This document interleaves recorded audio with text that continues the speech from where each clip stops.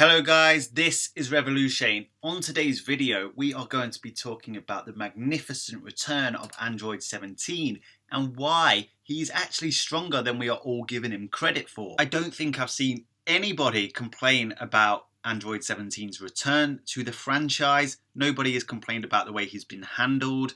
In fact, everyone has been full of praise for Android 17. But there are some people out there who believe he is the weakest member left in Universe 7's team. I'm going to tell you why that's not the case, and I'm also going to tell you why being an Eternal model android gives him a big advantage over his opponents. In this community, when we're deciding verse battles, we tend to put too much emphasis on power. Sure, power plays a massive part, but there are techniques, abilities, traits that can serve as an equalizer or beyond in terms of a verse battle. Just before we delve further into this discussion, a huge thank you to everybody who joined me on my live stream last night and celebrating with me the fact that I've surpassed 8,000 subscribers, a landmark number in the Dragon Ball verse. If you missed it, I will be doing more in the future. Just make sure you've got that bell click next to that subscribe button and you will be notified as soon as I release new content. I know subscribing is supposed to do that, but I've heard YouTube have problems with this. So just click that bell and you'll get my content as soon as it's released. The feedback on my content has been truly amazing. I can't thank you enough, but just make sure you keep smashing that like button. Hitting that like button is basically the equivalent of lending me your energy for a spirit bomb. It helps my videos get seen by a wider audience, and I cannot thank you enough for your continued support. So to get a good understanding of Android 17's amazing power increase, you have to understand where he was back when he was basically a relevant character in Dragon Ball Z. In Dragon Ball Z, in the Android saga, Android 17 was stronger than Namek Final Form Frieza, which was an amazing amount of strength at that time, but obviously as Dragon Ball has progressed, are irrelevant now in context to Dragon Ball Super's powers. He eventually got absorbed by Cell after, and I must say this, one of the best fights in the whole Dragon Ball franchise, including Z, Super, and GT. Android 17 vs Piccolo. If you haven't seen it, just go and watch it on YouTube. It's worth your time. However, despite being stronger than a Super Saiyan at the time, he was ultimately absorbed by Imperfect Cell. And in the same vein as what I said before, even Super Perfect Cell, by today's standards of the strongest characters in Super, would be complete fodder. Fortunately for Android 17 and 18, Gohan ascended to a Super Saiyan 2 and beat the living daylights out of Cell, which ultimately meant that Android 17 and 18 got to continue living. So in effect, you could say that Gohan saved Android 17's life. Fast forward to episode 123 of Dragon Ball Super, Android 17 must be wondering what on earth has happened to Gohan. After the Cell saga, we only ever saw Android 17 one more time, and that was lending energy to Goku for the Spirit Bomb against Kid Buu. Seeing how fast Android 17 can grow in power, it does make you wonder how much power he lent Goku for that Genki Dama, and it must have played a significant part in the destruction of Kid Buu at that time. And it even makes you wonder, would Android 17 have been useful in the fight against Majin Buu? However, fast forward to the Universal Survival arc, Android 17 made his return, and in my humble opinion, it was a glorious return in episode 86. But I can definitely say for myself that I was not expecting the immense growth in power that Android 17 has received throughout years of training up to this point. My initial thoughts was that base Goku would be enough against Android 17. Now, this isn't downplaying 17 at all, because base Goku now is practically Saiyan beyond God. But Goku even stacked Super Saiyan on top of that and got battered. Literally, absolutely hammered. To the point where he skipped not only Super Saiyan 2, Super Saiyan 3, even Super Saiyan God, and went straight to Super Saiyan Blue. Now, only a few episodes before that we saw him use Super Saiyan Blue against Krillin, but in a much different context. He was simply testing Krillin's resolve when facing up against a Super Saiyan and even a Super Saiyan Blue. Krillin passed that test, but Krillin wasn't at either of those levels. That was proven in episode 123, where Goku used similar techniques to what Krillin used against him as a Super Saiyan, and it almost eliminated Jiren. Jiren is wildly stronger than Super Saiyan Blue Goku. I don't think that even needs to be said. But that intelligent strategy even caught the likes of Jiren off guard. So Goku can suppress his Super Saiyan Blue levels to minute amounts. Anybody that would argue that, I would tell you to go back to the Battle of God Saga.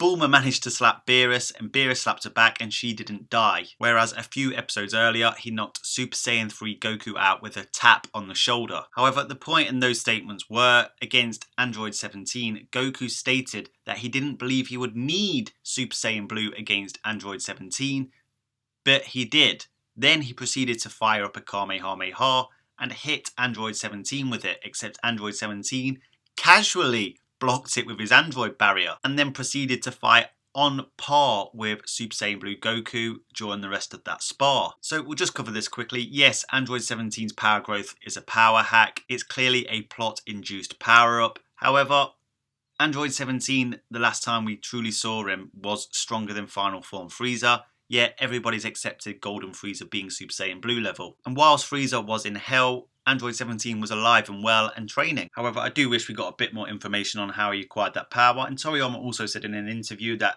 Android 17 has amazing potential. So, okay, there were still a few doubts after that sparring match because of Goku's tendency to not fight at full power. However, come the Tournament of Power, there have been numerous examples pitting Android 17 not just at Super Saiyan Blue level, but the high tier of Super Saiyan Blue levels. He was one of a select few mortals in the tournament to be able to keep up with Ultra Instinct Goku's fight against Jiren in the Dragon Ball specials. He was able to burrow through Anarasia's immense super attack with his ki barrier alone and shatter Anarasia's ki sensor. Anarasa was stronger than a Super Saiyan Blue without a shadow of a doubt.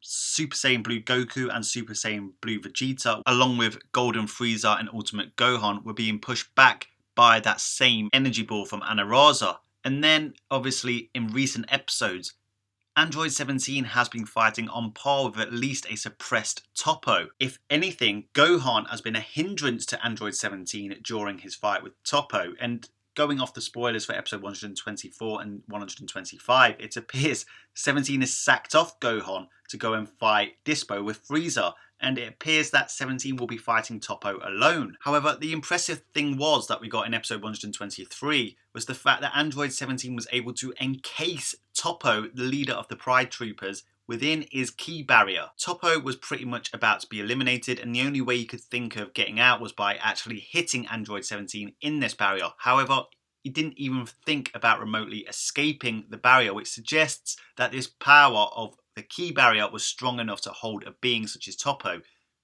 Must I remind you of how strong Toppo is? He believed he could fight on par with a Super Saiyan Blue Kaioken Goku. Toppo is no joke, and this could potentially pit Android 17 at Super Saiyan Blue Kaioken levels. What number of Kaioken? That remains to be seen.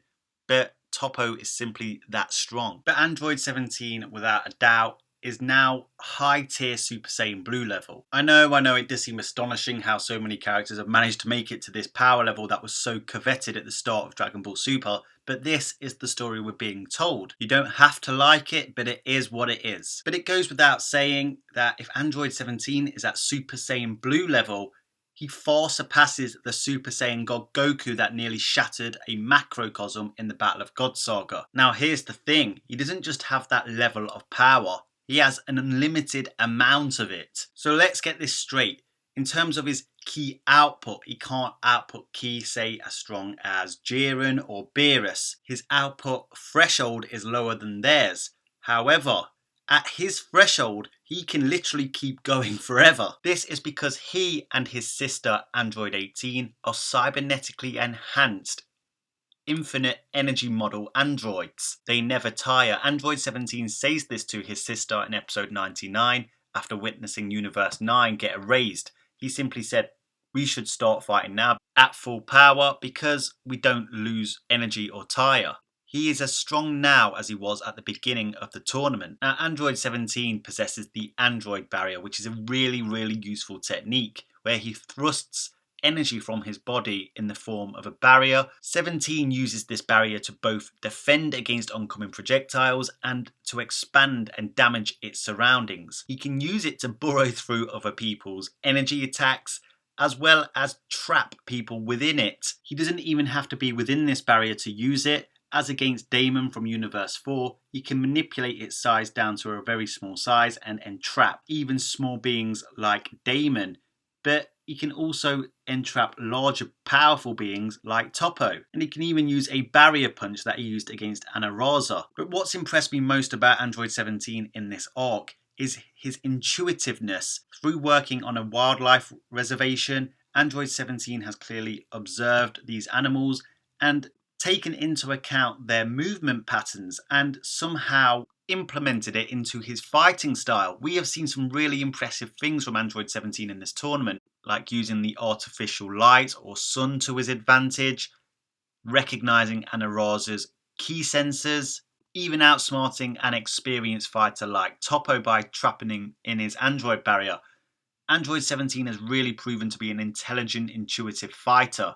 In fact, his strategy in this tournament has been as good as anybody else's in this tournament. So, Android 17 is an eternal model android that can use an unlimited amount of energy. By scaling alongside Goku, should be able to bust a universe, multi-universal at bare minimum, massively faster than light, fourth dimensional master strategist, and dare I say it, the third strongest member left on Universe 7's team. Here's the thing, guys, if you hit Android 17 with a high powered attack and he blocks it with his android barrier, he wastes no energy. You do. Where would you place him in Universe 7's team's rankings? Do you agree with me? Is he third strongest, or would you place Frieza and go on ahead of him? Drop your thoughts in the comments section. Keep lending me your energy. Keep smashing that like button. I appreciate all your continued support. If you are not subscribed, make sure you subscribe to be notified whenever I release new content, and hit that bell button as well. If you enjoy these power scaling videos, there are more on your screen right now. If you haven't seen one of them, make sure you check them out. I'm sure you'll be impressed. Until next time, Ad Astra.